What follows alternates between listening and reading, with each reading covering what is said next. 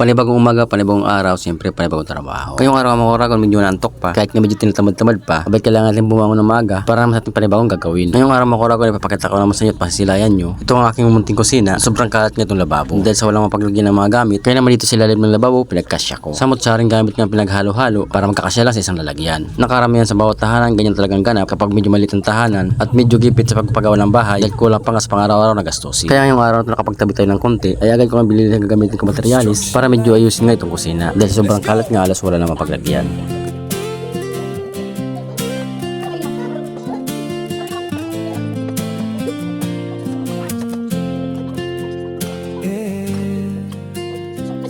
Araw-araw sa init, pawis ang puhunan sa bawat buhos ng semento. Habang ang abala tayo sa pagkaklas nga itong pinorma natin dito sa ating ginawa natin na lababo at dito nga sa ating drain ng lababo, ito nga biglang bumuhos ang malakas na ulan. Siguro dala na naman ang masamang panahon. Pero urago ng puso, di basta sumusuko kailanman.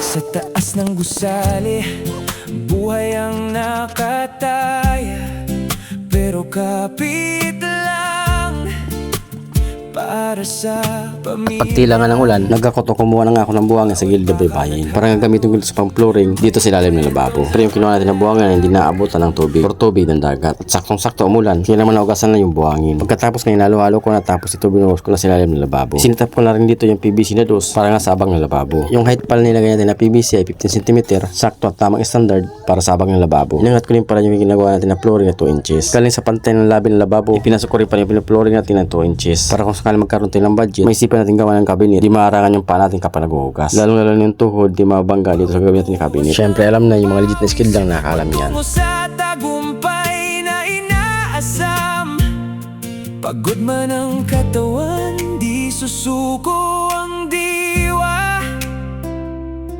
Uragon sa sipag, tuloy lang sa gawa. Uragon, tibay ng loob ang sandata. Sa hirap ng buhay, kami lumalaban pa. Uragon sa trabaho'y walang atrasan. Construction workers, kami ang haligi ng bayan. Apat na buwan sa site, walang iwanan, barkadahan sa trabaho, parang pamilya na rin minsan.